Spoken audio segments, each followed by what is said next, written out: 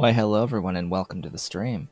This is Otaku Showboat. Today is Thursday, October 17th, 2024. I am joined by Shoulder Cat today, Mr. Ollie. Hey, Ollie. Ollie the Shoulder Cat wants some attention on this day.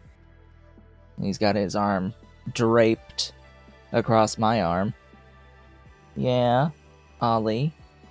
Sitting here, purring. Purring on my shoulder. Yeah, hello. Hey, big boy. Yeah.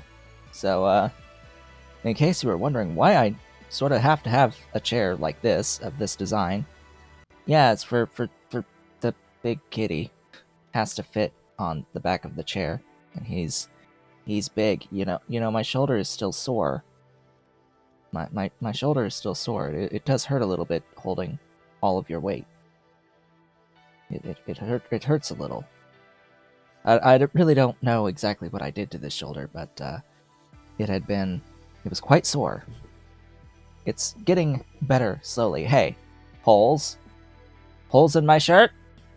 Unhook. Unhook. There you go. There you go, Mr. Cat. Okay, hi. We're here. We're here after cat distraction. Today is going to be what should be the final stream of the Hexagonal scenario in Shapez 2. A scenario that I have overall felt has been exceedingly easy compared to the hard scenario. It's actually quite easy compared to the hard scenario. Yeah. I think I'll just be talking about shapes here at the very beginning of the stream. We're going to go into here, put this on its normal volume, and I think I'm just gonna go into the save. There's a few things I do want to talk a bit about, primarily focused around the fact that I joined the Shapez 2 Discord, and I, of course, immediately learned a few things about the mechanics of the game in that process. Yeah. Today we're going to be working on the logistics work to get all the way through Task 34. There are, of course, still previous tasks that need to be finished, but all of the factories are kind of like built for like the whole thing. So it's going to be some waiting today. Waiting, a bit of belt work to connect segments of the factories together to finish off the last of these steps of tasks that we need. So whilst waiting around on some of this, although Task 34 I do have a thing that I need to do here, because we did step 1. I hope you'll forgive me for doing step 1 last time. A simple yellow hex. This time around, rather than sending out the yellow hexes alone, what I need to do is break that, cut that, shift it to here-ish, move these in on the base layer, and bring these in for layer 2. And then send these guys over. And then hit V, break this, and start sending these guys into this crystallizer set.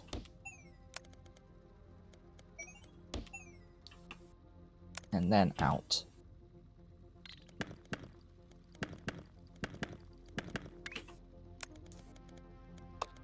Because that is the current task the current step for task 34 is to make this thing, which is just 2 red crystals on the top, just 1 crystallization step. The following step is a bit more involved. It is, I think, the most involved of the entire milestone, or the entire task. It involves having to figure out how to have that completely empty top. That's the complicating thing here.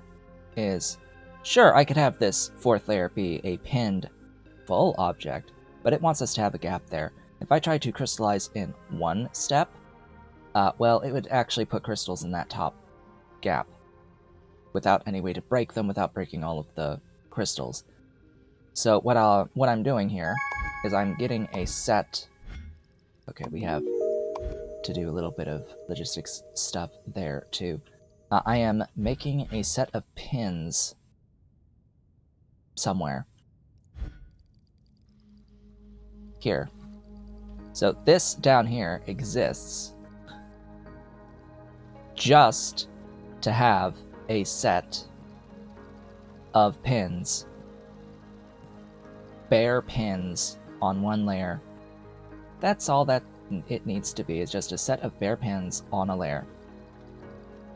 What I will do is I will take this and bring it into this to stack those pins on the top, and what that's going to do is that's going to give me pins on layer 3. It's also going to fill these 2 gaps here. That's fine, because once I run that through the crystallizers in here with those pins, it's going to give me the crystal on layer 3, the full crystal on layer 3 plus the gap on layer 2 through that 1 crystallization step. So then all I have to do is stack the layer 4 on top. That's it. Just have to stack the layer 4 on top. This guy, because those pins are on layer 4, I just have to send in a 2-piece pinned object.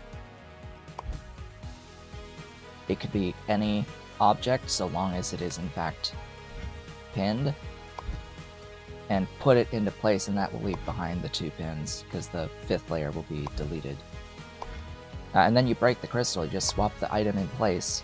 Just swap in place, and it will break the crystal, and it will make this thing. And that's the entire task.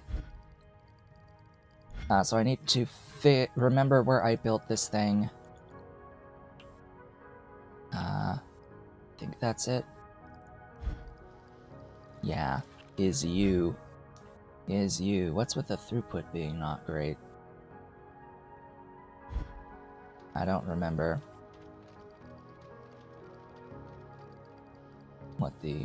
I don't quite know what the issue is here.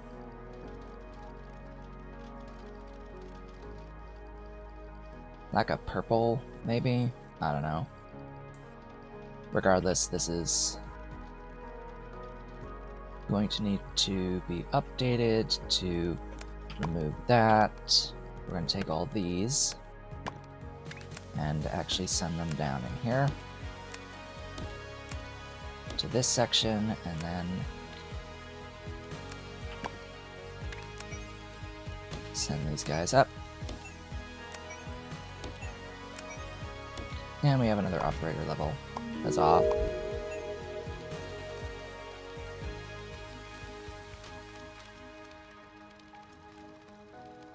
Huh.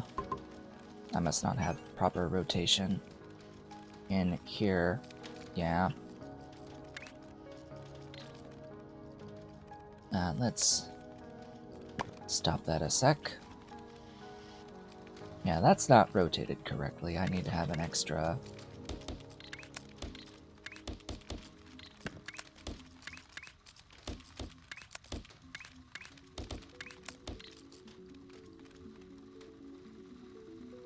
Really?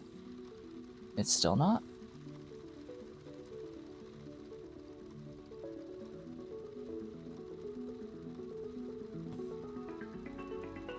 No, you don't even need to be rotated. What am I thinking? Yeah. You don't even need to be rotated. Alright. Hit I.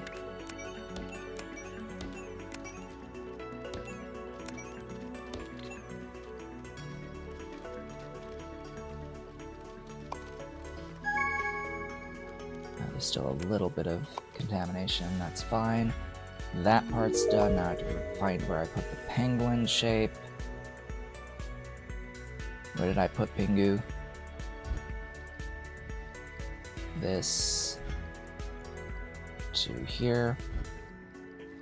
Alright, penguin shape now needs to be crystallized yellow.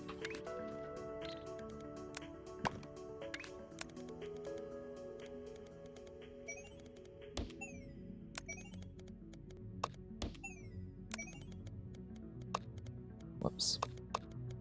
There we go. As I've said, it's all just logistics pretty much at this point.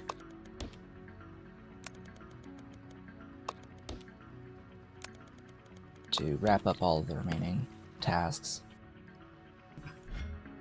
You leaving? Ollie Cat?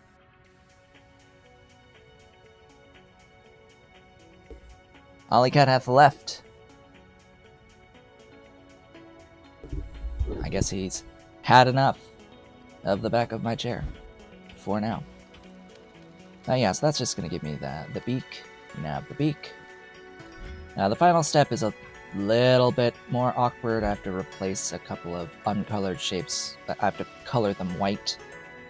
And then add the pins.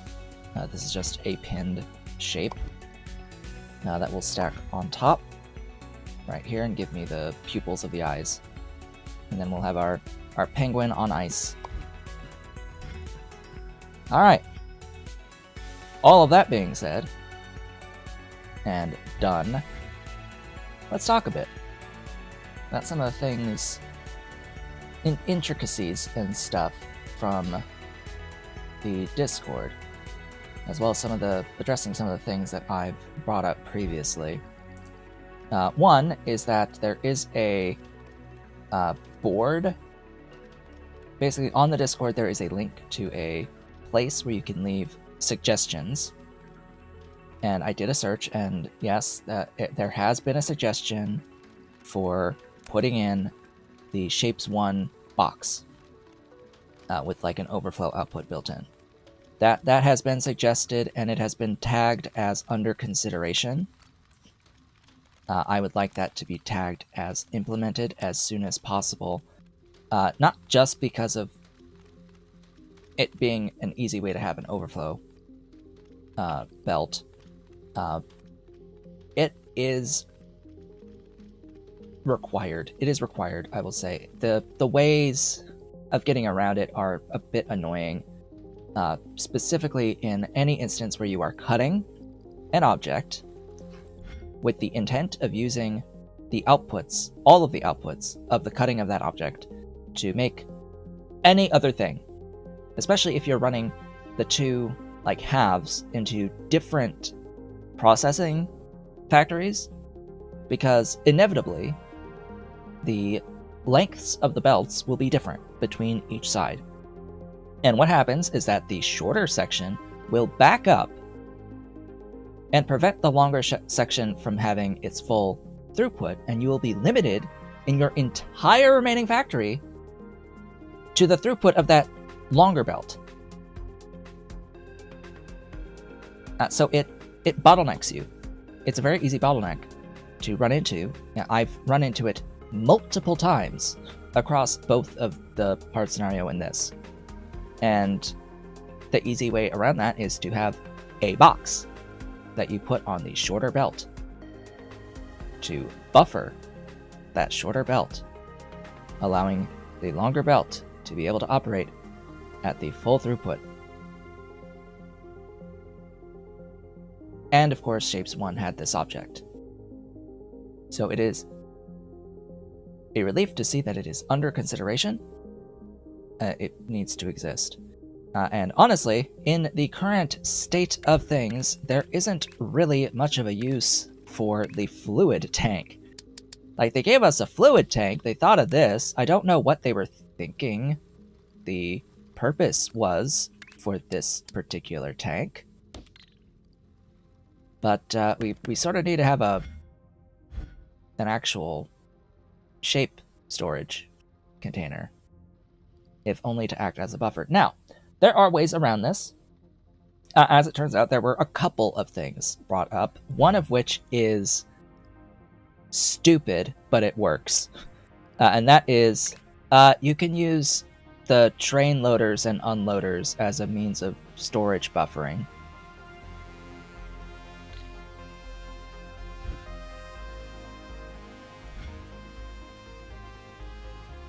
Which is a lot of space and, like, hacky. It feels like it's a hack more than anything else. An exploit of mechanics to do what you need to do to avoid this issue that could be just avoided with a 2x2 box.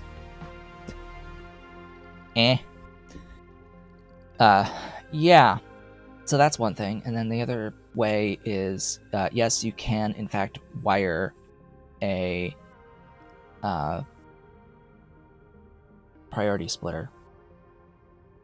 You can wire a priority splitter that will that you can set to overflow void. And I had to look into that, and I sort of understand how that kind of works. Basically, you have like two splits that lead to the same thing. So you create a 3/4 and 1/4 layout, and you have like a check, I think, on the 1/4, and if that stops, you feed this back in, of course, down the line at a junction here, and you can have this junction checking for like a rate monitor, and if something happens to whatever rate monitor you have, you can send it down the other way.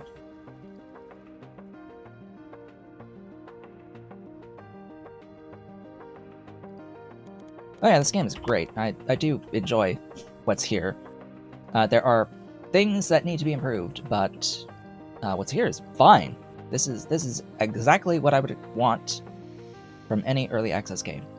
Like, a game that works without really any bugs, and just the early access period is adding more game to the game. That's kind of the point. That is the very definition of what I expect, is adding more game to the game and ironing out rough things and getting a fully functional, mostly bug-free experience is fantastic. So that exists. You do have a way of using the wire system to create a overflow. Now I think, yeah. So you could just copy paste strings. You can copy a string file and just go into the game and hit Control V, and there you have it. It just pasted it. It's great that you can do that. So what do we have here? An OR gate attached to a belt filter with a belt reader here. This is the output, I think. Yeah, this is the main output. This is the overflow for this.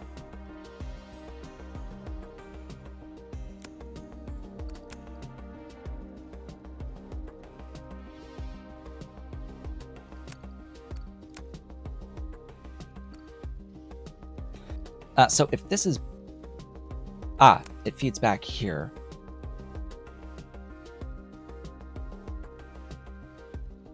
Interesting how they've set this one up, this particular one up.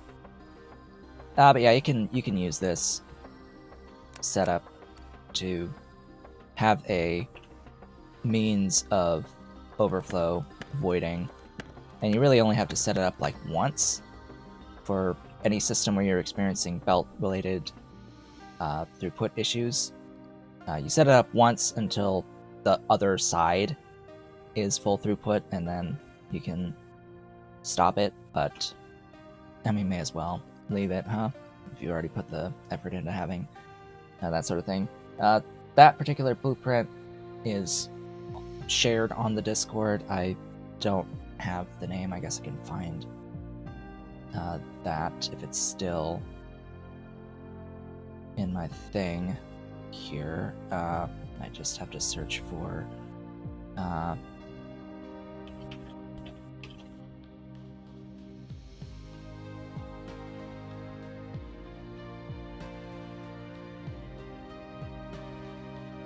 no,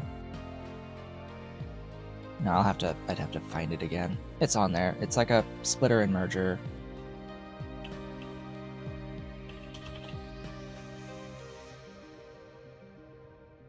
Blueprint. There's a lot of blueprints that are shared on the Discord for various things, as well as, of course, designs for Make Anything machines and thoughts about that, but I'm not looking at that. I would want to make my own. But speaking of which, that is my next topic, is rules of the game. How the game operates, specifically involving milestones for the operator levels. These guys right here, the random thingies. So this one on the left will never have crystals. The one on the right will have crystals and will follow all of the rules of the one on the left. Let's see. Essentially, after level 50, you can start to see pinned objects. The crystal one will never have pins and gaps below crystals, and will never have more than one crystal color on a given layer, which vastly simplifies a MAM setup, Make Anything machine setup that is designed only for the rules of these operator levels, of these two. Also, apparently, in Shapez 2, it is in fact impossible for the game to ever require you to have floating layers. In fact, it is not possible to make an object with floating layers, as you can do in Shapez 1, and as is required in Shapez 1 for their rocket shape. You just can't do that in Shapez 2. Like, at all. They can't exist. Particularly because I think the pinning mechanic exists, and the way to make that sort of stuff is with pins. Yeah. Shapes have gravity rules, and floating layers pieces can't exist. And there's various rules that involve, like, the crystals and things. It like, makes little localized segments that will fall as long as the pieces are attached, etc., etc. Pins have rules as well. They're considered supports in place of gaps mechanically, so shapes that have pins replacing empty parts that aren't the topmost shape part in their column will be accepted by the vortex, as well as the inverse of that. The vortex will accept shapes that have empty parts replacing pins that aren't the topmost shape part in their column. So, as it turns out, for one of these previous tasks, it was task 31. This task, in fact, the vortex will accept this shape without the layer 1 pins, which is actually a vastly easier shape to make overall than this with the pins. And it's the first thing that I did because it was easy, and I had shipped apparently I had managed to ship a delivery, the 1080 cargo, to the vortex, and it counted. I was like, why did that count? It must take both. But I did make it with the pins, ultimately. But you didn't actually have to. You didn't actually have to for this. You didn't need to have that pinned shape for the first step there. The game actually just does not care whether or not you have the pins over an empty lower layer section. Now, it does matter on the top layer. It does matter on the top layer. It does check for that. Because of this requirement here, there will be required shapes that need pins on the top layer. But apparently none of the other pins matter, according to the Vortex. The Vortex just does not care. So when it comes to other tasks, I could have sworn there was one of these pinning tasks here. Yeah. So technically,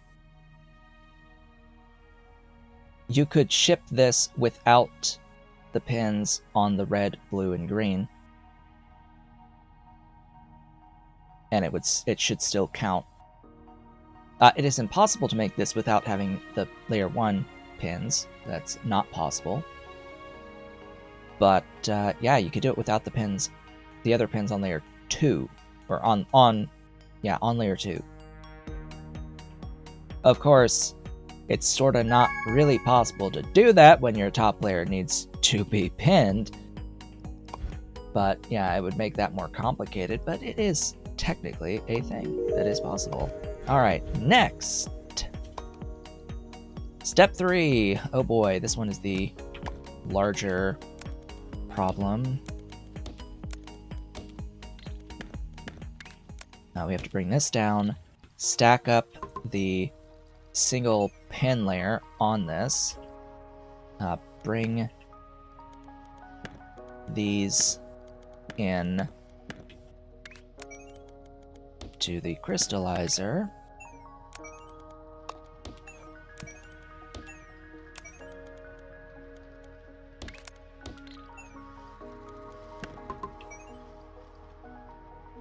and then from here, we're not done yet. Send these into here. And voila! There it is. There it is. That's the thing.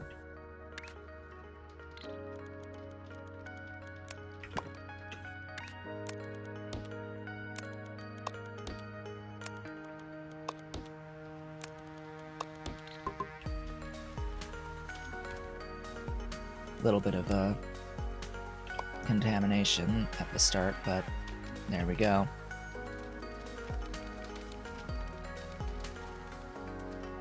Yep, you run this through the crystallizers when it has the pins like that, and it just replaces all the pins with crystal. Something tells me that this is going to be a very important mechanic when it comes to the insane scenario. I have this feeling that this mechanic here, to get a single set of pins, is going to be very important for the insane scenario.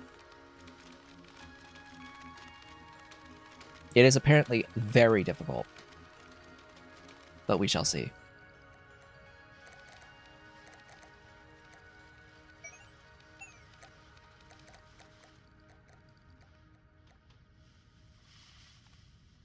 Also, apparently you only have the bent stacker on the insane scenario. You only get this. You don't have the straight stacker. It just doesn't exist. We'll have a preview, I think. I don't anticipate this stream being 3 hours long, but I think I will preview the insane scenario so I can actually get an idea as to the rules of it. I fortunately think that you do get the trash I do hope that this is available on Insane. Otherwise, it's tedium. I mean, this thing exists to reduce tedium more than anything else, because you do have a way of deleting things. It's called the vortex. It's called the vortex.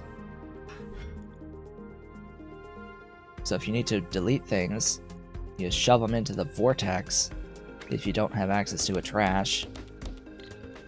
But as I said, that just adds tedium rather than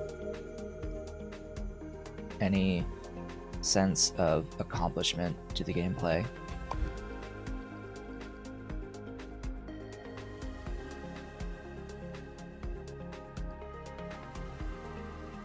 Anyway, this is going to take a bit of time to accrue 12,000 of this. I don't know, do we want to... Shall we double it? Shall we attempt to double this?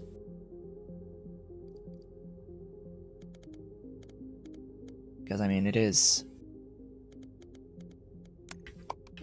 a system that can be doubled relatively easily. And then some, like, infinitely scalable, so why not? Grab this, flip it, send it where? That one. Need red, lots of red. Are you enough? Yes. Send that there. I also need yellow and white. I only use one white, but I do use 2 yellow. There's not enough yellow, so I would need to make more.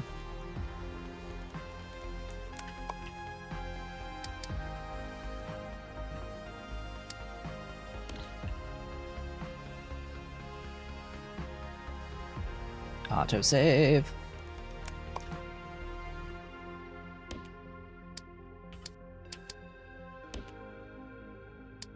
That blue's not long enough.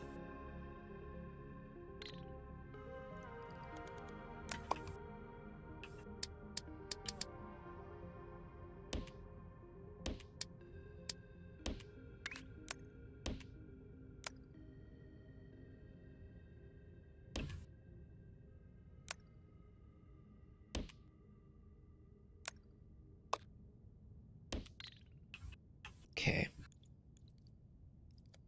That'll make colors that I can then send into here.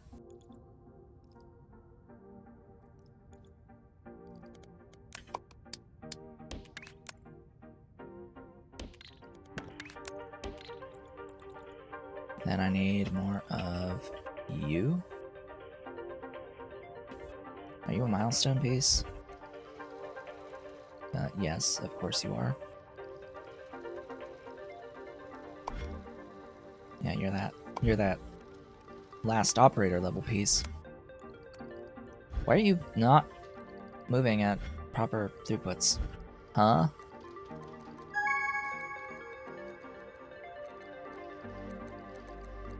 Not enough white?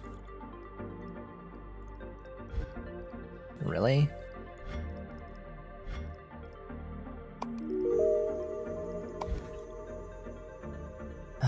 Okay, well.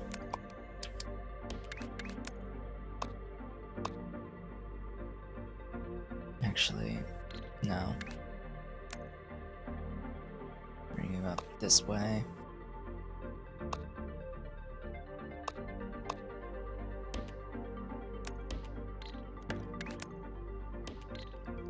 There we go. Penguin. In here. You. I need to get over to here. Actually, up to here. Yeah. Okay, what I'm using here is that layer 2.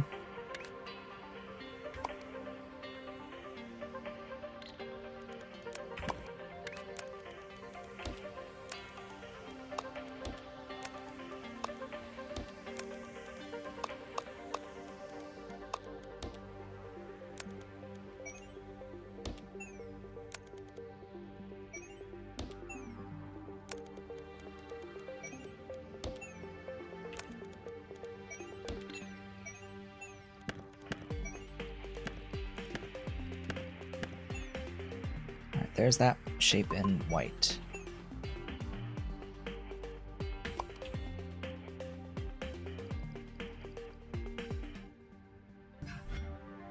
That'll take a bit of time to propagate as well, just to keep that in mind. This also...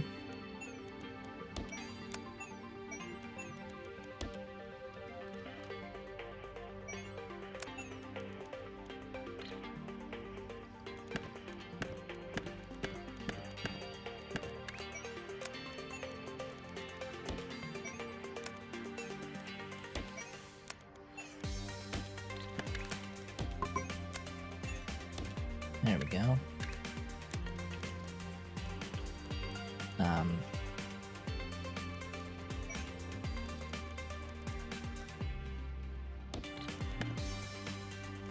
Yeah, this is going to be a little bit more tricky.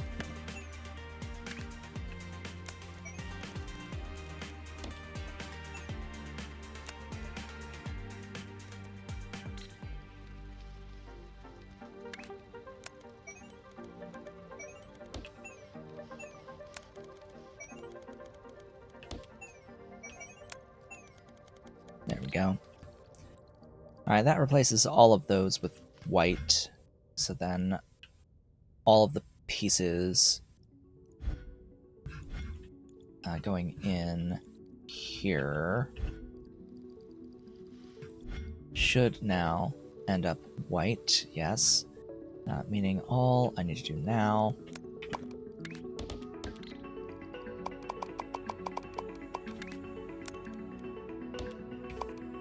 is bring this over,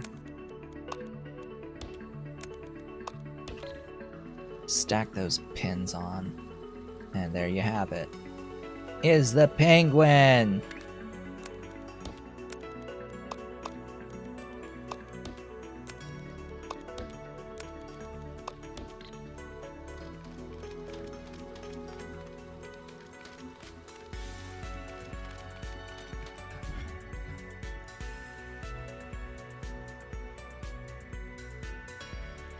Well, next. Where was I? Ah, here. We don't happen to have any of the... we have the cyan! That arrived, but we're waiting on, oh.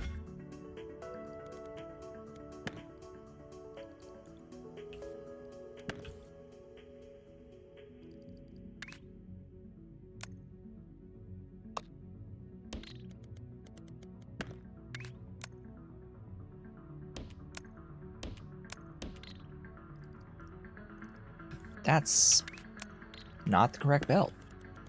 Sorry to say. That is.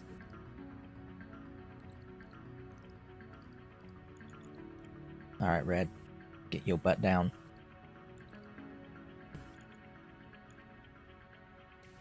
I need these 3 belts to be very specific colors.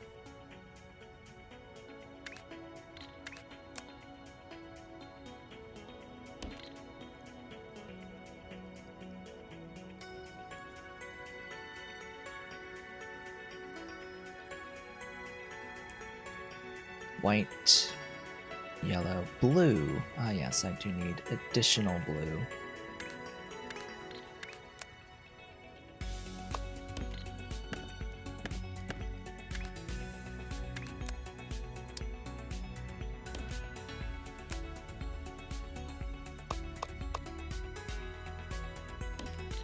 There we have it.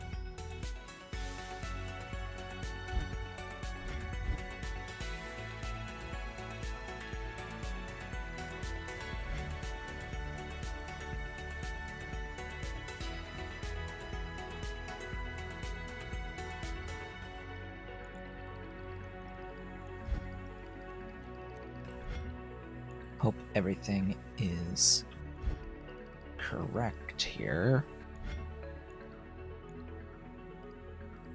on these inputs. No, but yeah, that'll double the stuff going in once we get all of our colors propagated down these belts, as well as all the shapes. I think it's just the color I'm waiting on right now.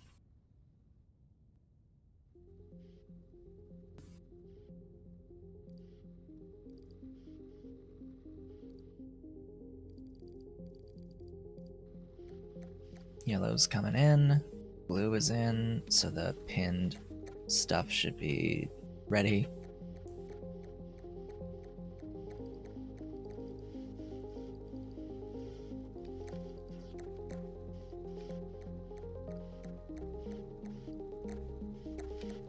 Yeah, I don't really understand why anyone would consider the Hex scenario to be difficult by any stretch of the imagination. I just don't get it. I don't get it. How is this hard? This is easier than the hard scenario.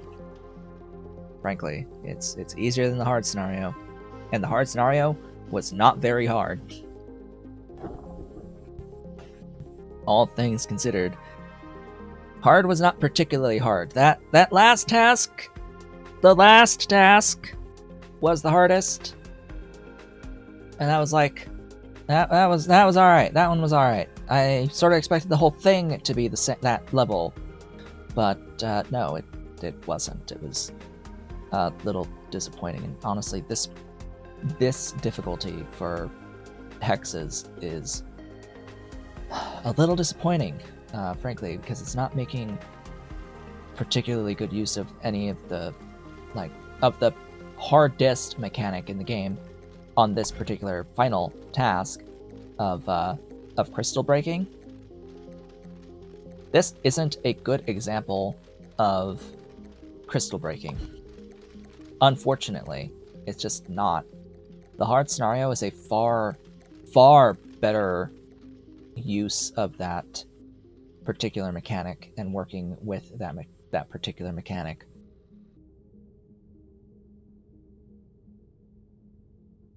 Oh, and then the other thing with these upgraded levels, I don't think that this particular randomized goal is ever going to require crystal breaking. I don't think it requires crystal breaking. Oh, hey, that's done forever. Nice. I can kill that now. Our little bow tie squirting water is done. The water squirting bow tie is fini. Goodbye, bow tie.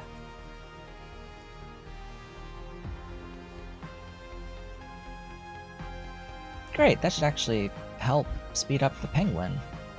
If I was using white. Now it looks like I have enough. Looks like I'm fine here with penguin. It just needs to accrue 20k of Pingu. Pingu on ice.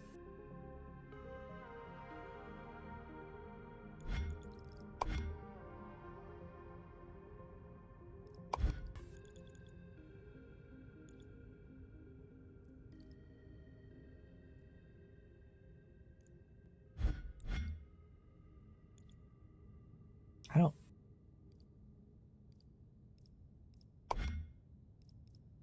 That's not a required shape. This is finished. That's a milestone piece, but this is done. That's not required for anything.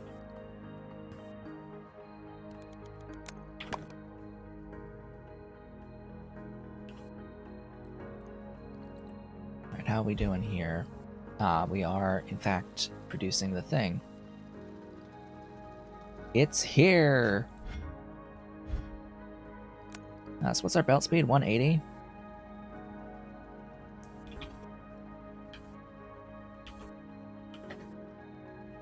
Ah. That'll be about 10 minutes for the second task. That's neat. And 14 for the third, or for the last one. At full throughput, times 8 belts, 180 by 8. Now that's a bit more manageable.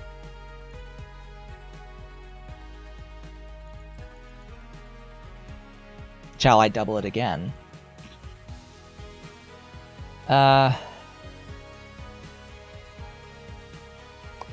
Sure. Probably want it at, well, the issue actually is more this hex is a full hex. Having access to a full hex.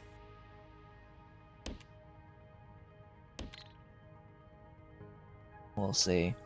And of course, color access to specifically for yellow. Specifically to have enough yellow.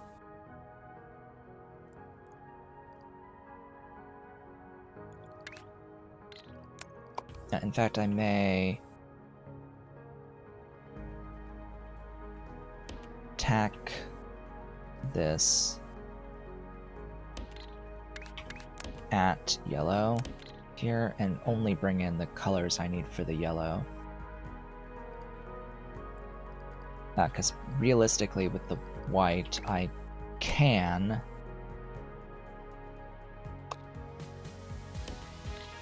actually bring over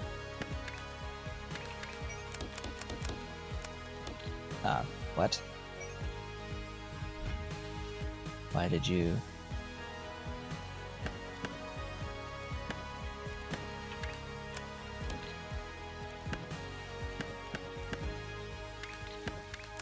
How could you do this to me, Green?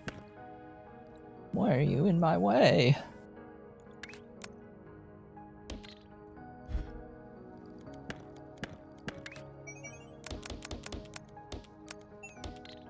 Yeah. And that's enough white for all the things. I use 2 of the blues each, yeah, so I need to add additional blue, and that's probably the bigger issue, huh?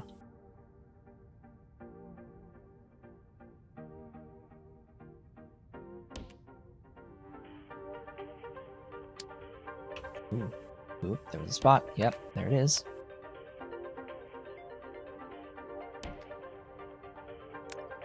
Actually, it doesn't matter the color.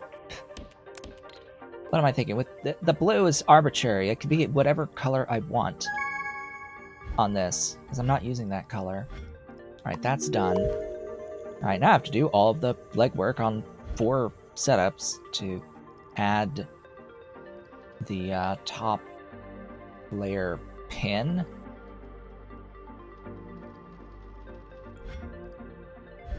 Now, which means running... Whoops. Running this down to here. Oops.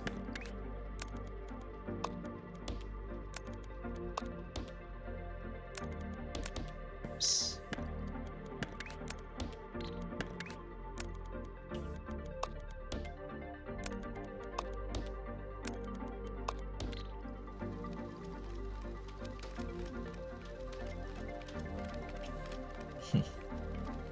There it is.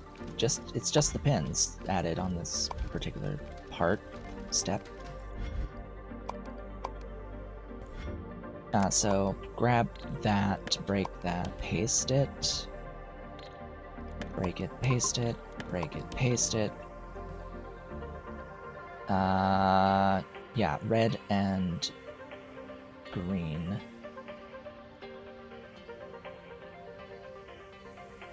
And I only really need the single set twice?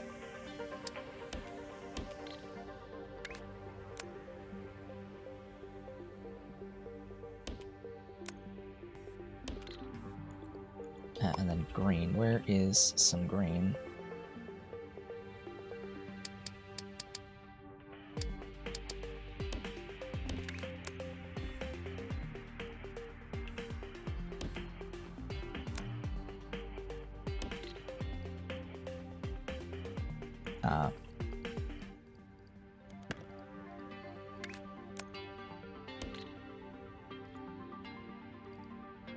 Yes.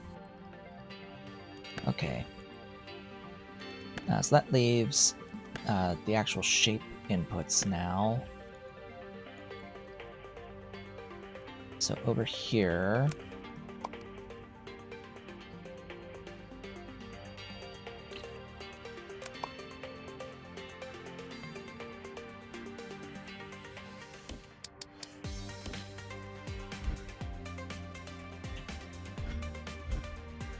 This feels quite inefficient.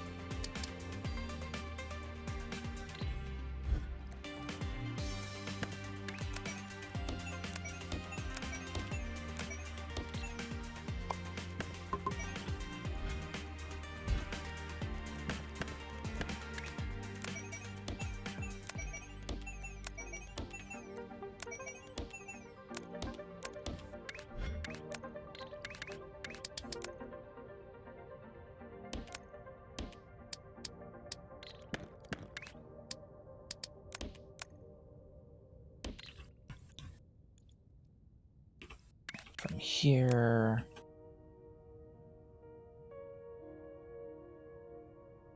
over... up. You'll directly take from layer 2.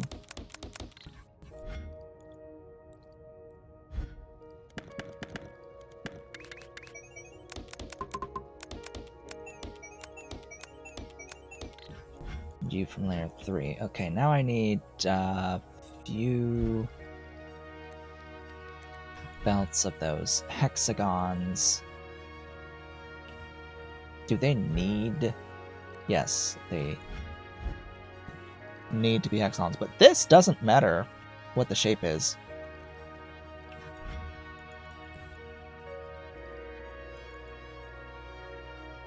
Alright, do I have another bear hex? I do have another bear hex. So, may as well use it.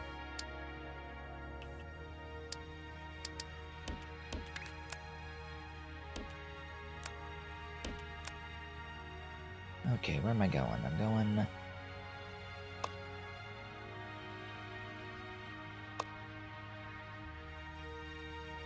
to here.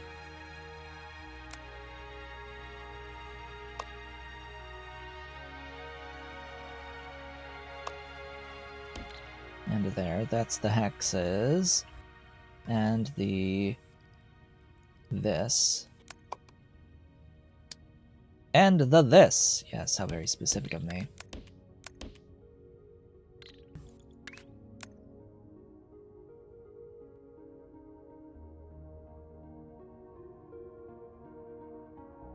Really?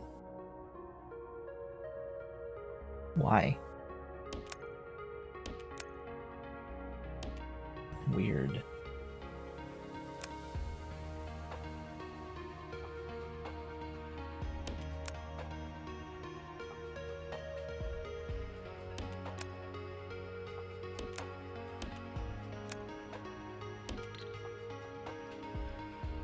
Yeah, that's a little buggy, I think, but that should be everything connected?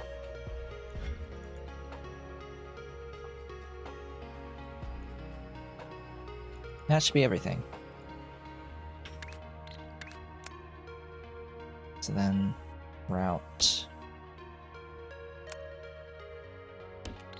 Whoopsies. Route the trains, and that'll be that. So once everything propagates down the belt lines, everything should be awesome.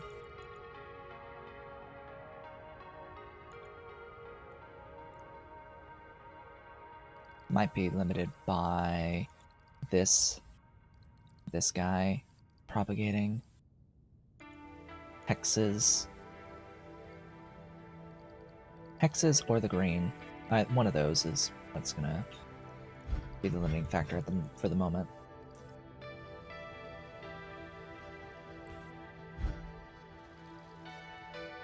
We got our second delivery.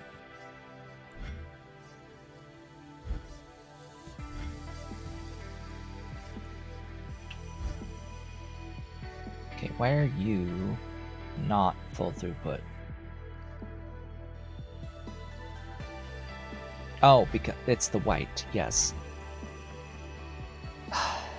So limiting the white is going to be this split here until the layer 1 has fully backed up on this entire segment, and then all of the layer 1 will go one way, and all of the other 2 layers will go the other.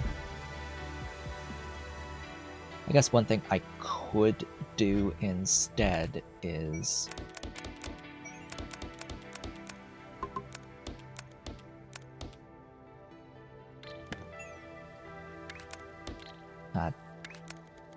take the layer 2 and the layer 3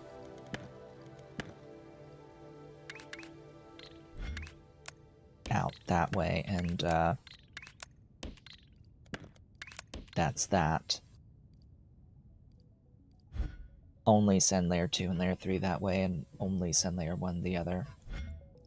Operator level!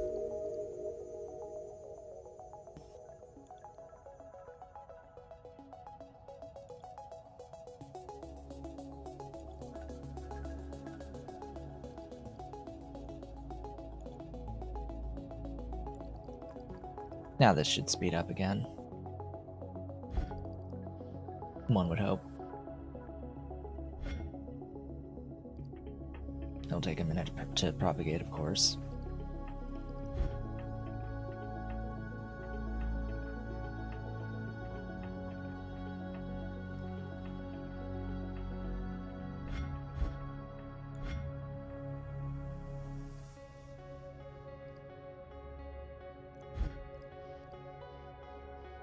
There it goes. That's better.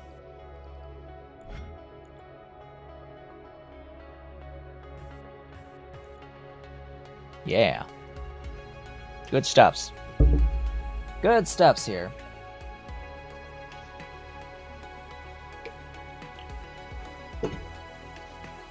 So, any other notes that I have here? Ah, yes. Crystals. A mechanic with the crystals. Once built, a crystal cannot ever change color. Like, once it's created, it cannot change the color. They freely pass through painters as well as crystal generators, and they will stay unchanged. So that might have a use case. I mean, it does have a use case. We're doing it with the penguins here, right? Because we're running the cyan crystal through the yellow crystallizer and nothing happens. But it means that you can do a crystallization and then a painting on a layer if the layer is monocolored. So that layer 1, for example, this layer 1, you could put in, you could crystallize the cyan crystal with the unpainted yellow bottom layer and then paint yellow. So there is an option for your order of operations there. And then there's some other stuff. There was actually a pin. There was a pinned comment on the Discord showing some common swapper shapes. Some common ways of being able to use a swapper to make specific types of shapes. In particular, 3-piece shapes. How to use just the swapper to make a 3-piece shape, 4 belts of a 3-piece shape from 3 belts of input, as well as the opposite diagonals and mixed diagonals, and shapes that have a different corner shape from the rest of the shape, from 4 inputs to 4 outputs, which is nice to see. But it's for quads, not for hexes. That's an important distinction. It's for quads and not for hexes, so it'll be a little bit more important going into the next scenario.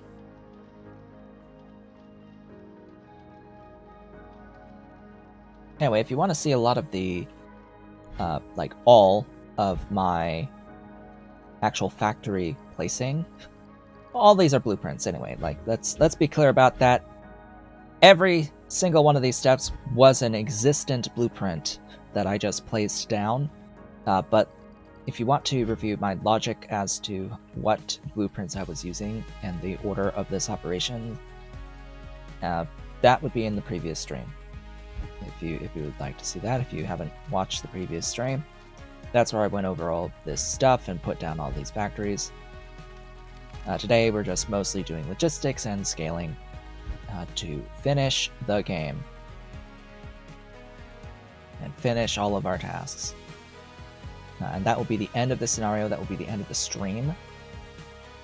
After I do a brief preview of Insane, because I want to make sure that I see the rules on Insane.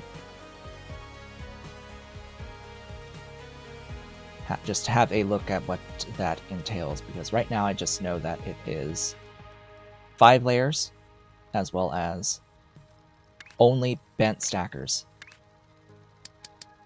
That's all I really know about Insane right now, is that it's 5 layers, only bent stackers, and apparently the earliest shapes require stacking. That's about it. As well as an impression that I'm going to need to be able to make single bear pins through this mechanic.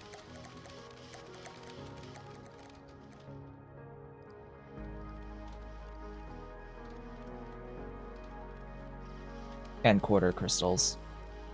Because remember, it's back to squares and not hexes.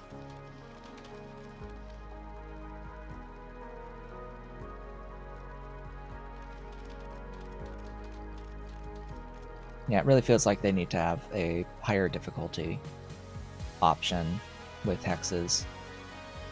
Because this feels pretty tame. This feels very tame, this whole process. For all of the hexes. We're on day 8. Yeah, we're on stream 8 of hexes. And the hard scenario was day 13 when I ended it. And I had more extended streams on that one compared to this one. In fact, the last stream ended up effectively being an extended stream, just because I wanted to get it done.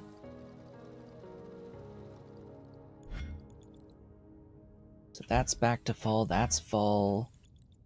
Are these other ones moving yet? The answer is no?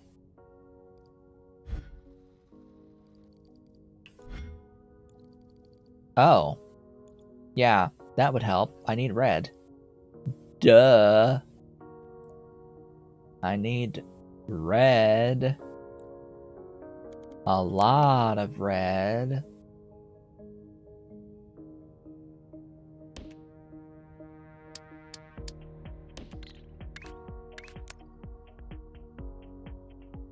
Sigh.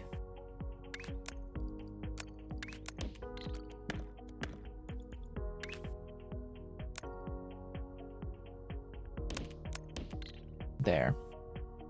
Thou shalt red.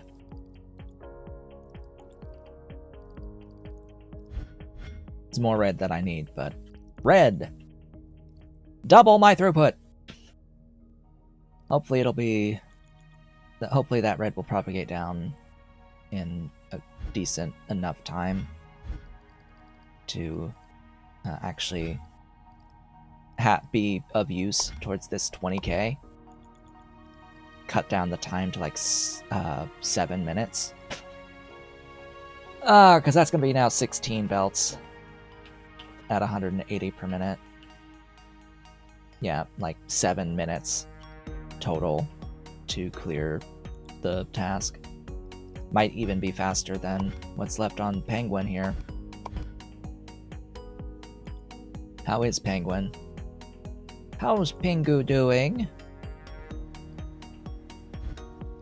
Still full throughput on its 4 belts.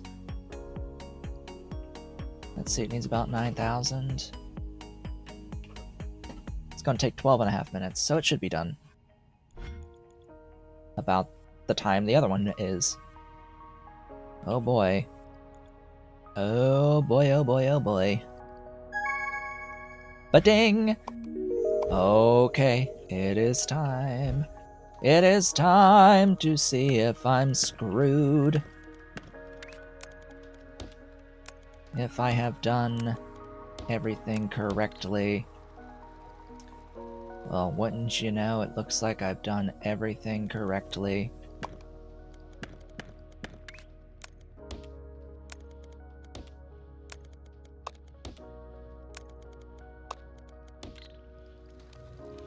Who'da thunk it, huh?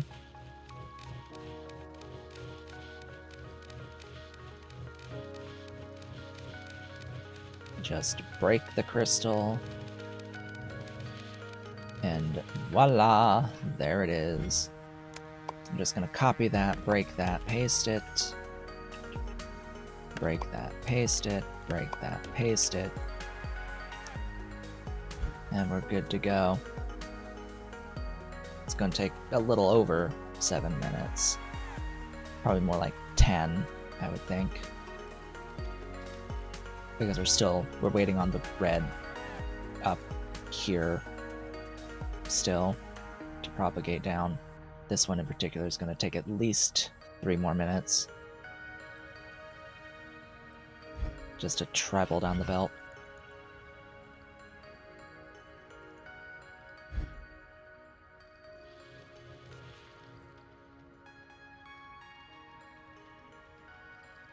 Oh.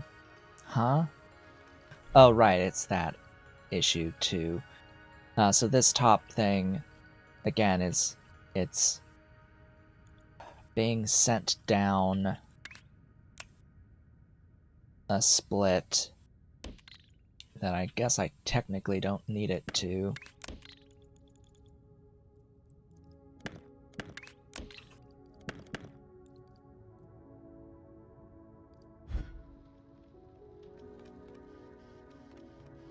There we go. Better. I was only getting half the throughput here.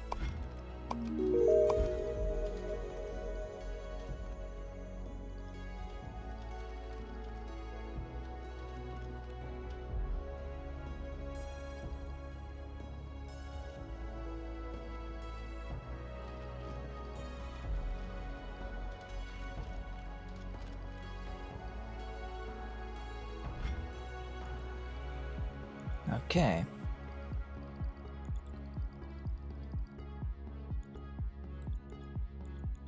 How's this red doing? That one's finished. That one's up here, so now we're starting to get the crystallization. The stacking there. And this red still has a ways to go.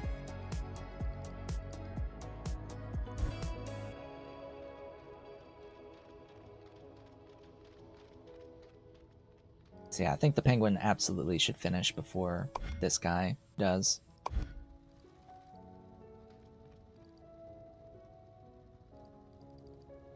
But it'll be close.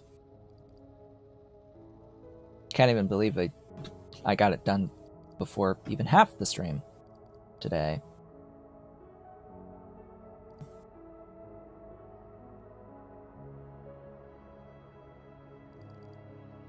Because this is the last step of the milestone. It is the last step of the milestone, and we have it. Technically speaking, to make this thing, you kind of don't even really need to have a broken crystal here. Now, this is probably a little bit easier to work with. But you don't even need to do a crystallization of the intended shape. If you take this thing, if you can do this thing, and then cut this into just the 2 pieces. So you can take this and just cut it to the 2 pieces. So you don't even need as much crystallization, because you could take this hex and, you know, cut it to 3. That'll be 3 belts, so you can do this 2 times rather than 4. And get enough of those 2-piece bits, and you can have it stacked into the gap. And stack the other pieces on, and there you go. You don't even need to make this piece a crystal that breaks. You don't need to break any crystals besides the one that you broke here to get the pins in the first place. And you don't even need as much. Just stuff in general. It's actually a simpler process without as many steps. But since we already had this, we may as well just break it in the end, as it intends. It's like we're going through all the effort to make this thing. May as well just break the crystal to make this. Very simple transition. And we have progress, so we know that it is the shape that we need. So now we've got that's about full. I don't know what those little gaps are all about, but you shall see. The red has propagated down to here, so now this one's starting to move. And this one's also moving. So now we've got all 4 of the factories going. And now it's just a matter of time. It's just a matter of time! Oh boy! Yeah, so just to reiterate, I enjoyed working with these hexes. A few things to note about the map. Only spawning even numbers is a little odd. It's a little odd. I get it, but it would be nice to have 3s and 5s, sets of 3s and 5s.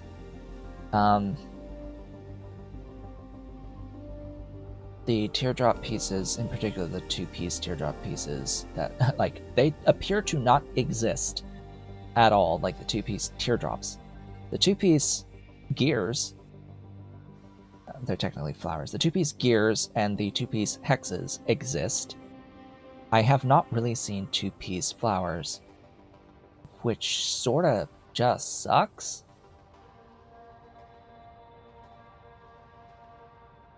This scenario in general, I should say, is very favorable to using shapes that are not a full 6 pieces. Like, most of the time I went out of my way to just find on the map 2-piece and 4-piece variants that I need, but that I could easily use instead of trying to manipulate a 6-piece to what I need, because it's just so much easier that way. That kind of exists with the quads, but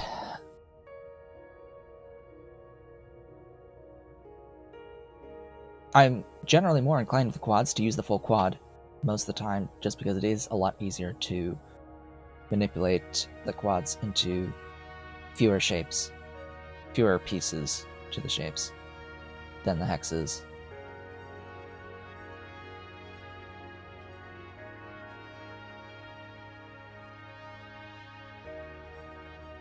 Just, it means I don't have to take as much time manipulating shapes into other smaller things when the smaller ones I know exist on the map. That's just the main thing, is I really wish there were flowers, 2-piece flowers in particular.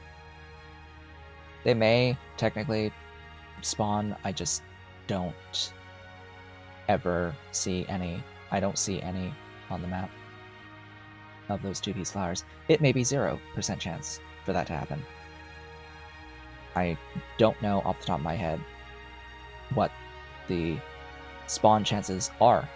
You'd have to you would have to load this scenario into the custom scenario editor, which should default all of the map generation settings to the scenario default, and check against that, but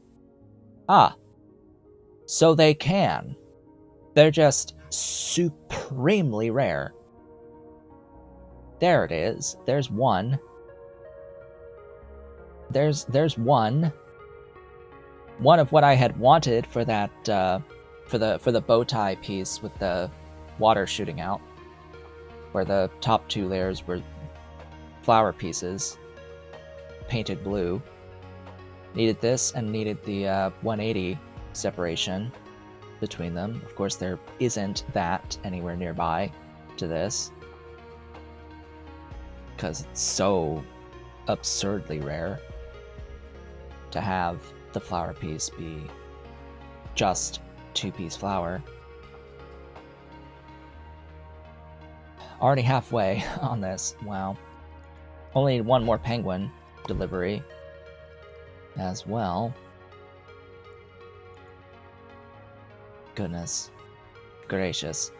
And yeah, overall, I've found this entire scenario and all of the tasks to be pretty easy. Just general, pretty easy compared to the hard scenario.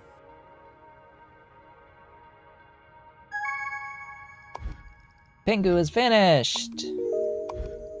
Alright, so all we have left is this guy with 16 belts of throughput feeding it.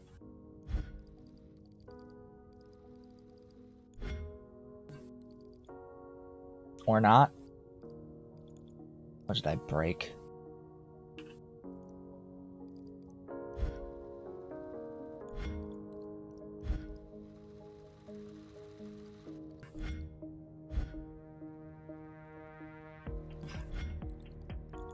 I broke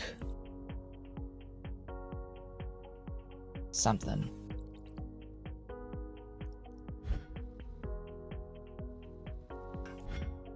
Wait, you're... I thought I adjusted you. Oh, right.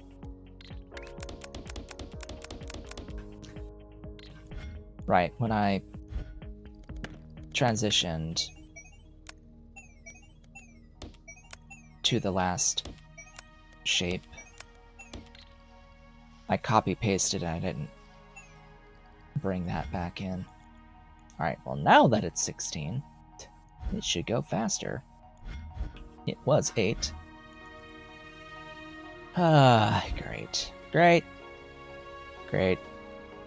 Fantastic.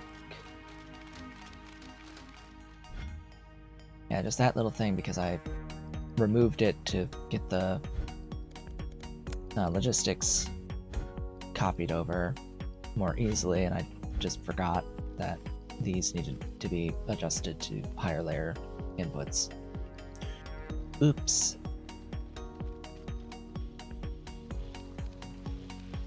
Well, we're at 16 now, so whatever amount of time it would have taken is now cut in half-ish after this.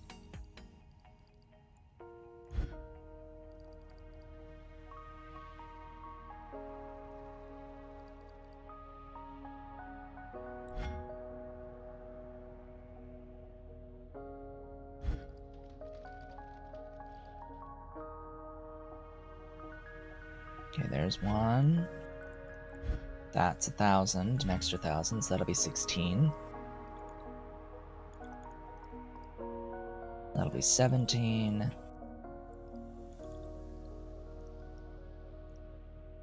That'll be 18. That'll be 19. And assuming that there's at least one on its way. There's 2 on their way. Ooh. Okay, then we're basically done.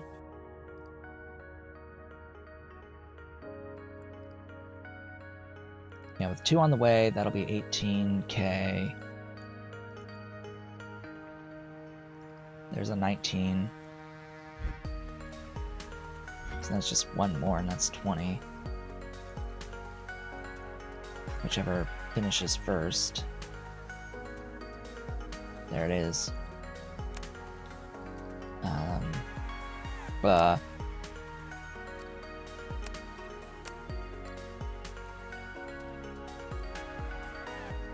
I don't want to risk respawning one that has stuff.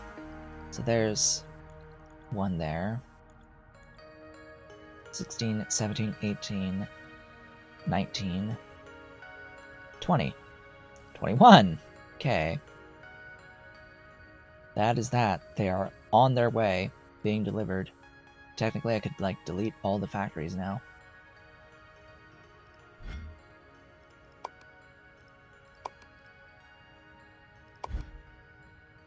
Yeah, and I'm not going to do a MAM for any of the other stuff. We're ending the series, finishing this, or the scenario series, finishing this.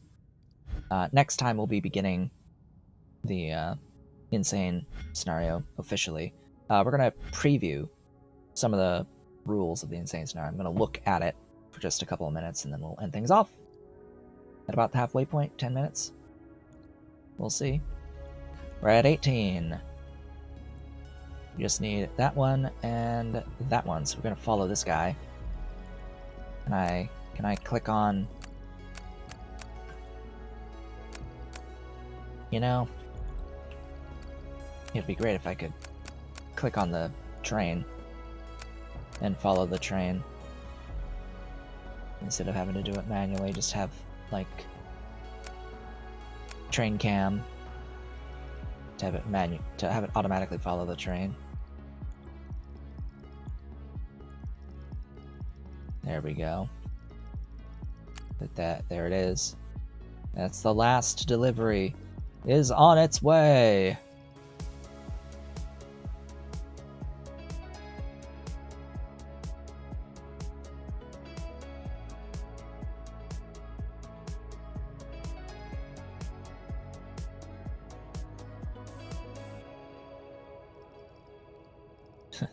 It stopped to wait for a train. It's almost there.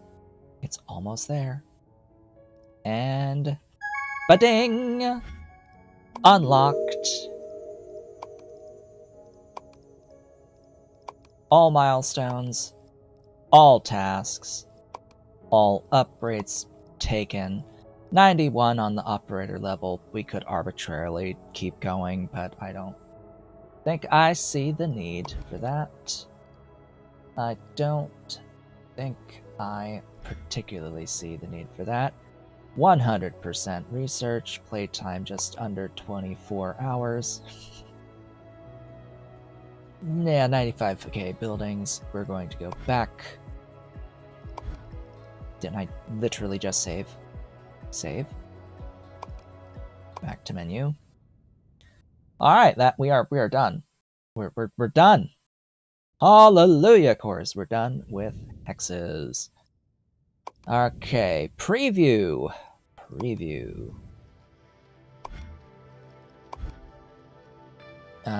Insane preview. Alright.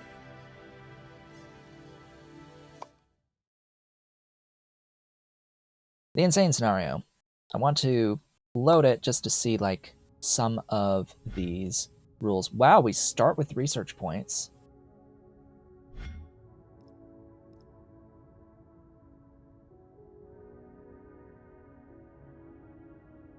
We do have access to trash.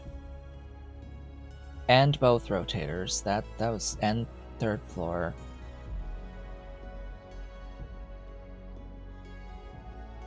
Okay, those are the main things I wanted to make sure that I checked. We also start with the ability to build platforms. So we start with platforms, relatively small platform limit. We start needing colors. We're actually starting on milestone 4 on this scenario. It just skips over rotation, stacking, blueprints. It is saying that it doesn't need to teach you anything. It's just straight to the good stuff. I appreciate that greatly. So we start with the platforms. We don't have the ability to build fluid and painting yet, so we need to make this thing out of existent shapes on the map, which we can get with swapping.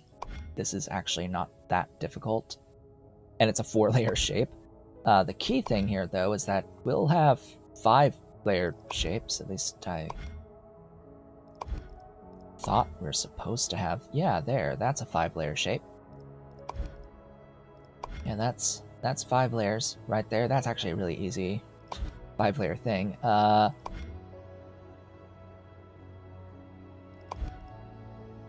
Okay, yeah, that's a little bit more. Before crystals. Ooh, having that before crystals. That's interesting. Oh, that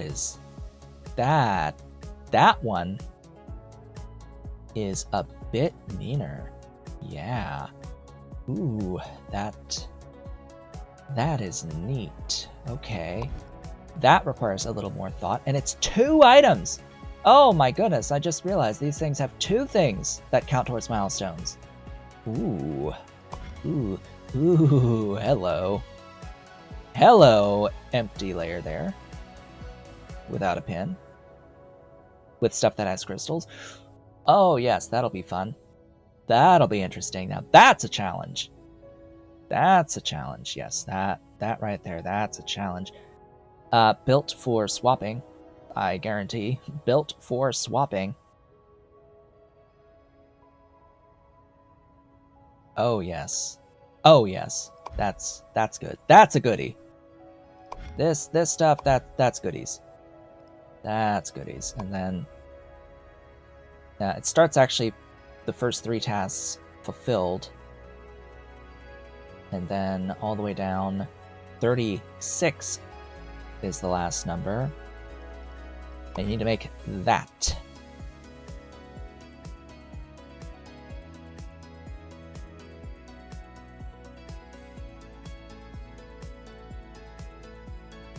Okay, so remember what I said about the pin rules? Remember what I said about the pinning rules? You are absolutely able to submit this shape into the vortex with pins under these, if you so desire, and it will accept them. It will accept it for this, whether you have the pins or not. So, if you think that it's easier to do this with pins, which is what's coming to my mind initially, then that should probably be how we do it.